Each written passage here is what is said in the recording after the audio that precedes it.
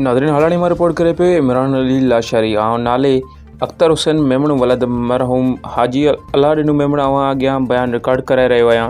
त कुछ ॾींहं अॻु मुंहिंजे भाइरनि अल्ताफ़ हुसैन मेमण, ज़मीर हुसैन मेमण ऐं मुंहिंजी भेण हसीना मेमण मुस्तफ़ैज़ुर रहमान मेमण जी ज़ाती मिल्कियत वारे दुकान जा गैरक़ानूनी ताला तोड़े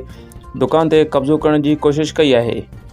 ऐं साफ़ी दोस्तनि खे घुराए बयान रिकॉर्ड करायो आहे त हीअ दुकान मुंहिंजे वालिद मरहूम हाजी अला ॾिने मेमण अख्तर हुसैन मेमण खे खपाए ॾिनो हो ऐं हिकु रजिस्ट्री ऐं स्टे ऑर्डर ॾेखारे मुस्तफ़ैज़ुर रहमान मेमण खे बिला जवाज़ परेशान करे रहिया आहिनि। जॾहिं त जंहिं दुकान जी ही दावा करे रहिया आहिनि उहो दुकान मुस्तफ़ैज़ुर रहमान मेमण जो दुकान आहे ऐं संदसि जे ई कब्ज़े में आहे, जेको मूंखे माहवार मसवाड़ ते ॾिनल हुयो। हाणे उहा प्रॉपर्टी मुस्तफ़ैज़ुर रहमान मेमण कंहिं ॿी धुर खे खपाए छॾी आहे ऐं मां उहो दुकान ख़ाली करे छॾियो आहे। आउं हिते उहो पिणु वाज़ियो कंदो हलां त मुंहिंजा भाइर जंहिं मिल्कियत जी रजिस्ट्री ॾेखारे दावा करे रहिया आहिनि उहा मिल्कियत ॿी जाइ ते आहे ऐं उनजो केस पिणु हलंदड़ आहे। उहो पिणु वाज़ियो कंदो हलां त ॼाणायल दुकान जे स्टे ऑर्डर में किथे बि दुकान जी असुल मालिक मुस्तफ़ैज़ुर रहमान मेमण जो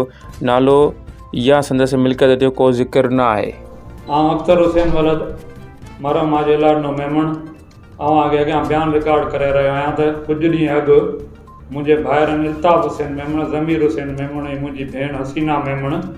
मुस्तफ़ीज़ुर रहमान मेमण जी ज़ाती मिल्कियत जे दुकान जा गैरक़ानूनी ताला तोड़े दुकान ते कब्ज़ो करण जी कोशिशि कई ऐं साफ़ी दोस्तनि खे बयान रिकॉर्ड करायो हुन धुर त हीअ दुकान मुंहिंजी वालिद मरहूम हाजी अला ने मेमण अख्तर हुसैन मेमण याने मूंखे खपाए ॾिनो हो ऐं हिकु रजिस्ट्री ऐं स्टे ऑर्डर ॾेखारे मुस्तफ़ीज़ुर रहमान मेमण खे बिला जवाज़ परेशान करे रहिया आहिनि। जॾहिं त जंहिं दुकान जी हीअ दावा करे रहिया आहिनि उहो दुकान मुस्तफ़ीज़ जी ज़ाती प्रॉपर्टी आहे,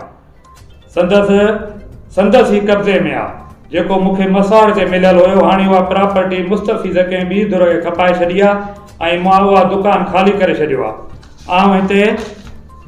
इहो पिणु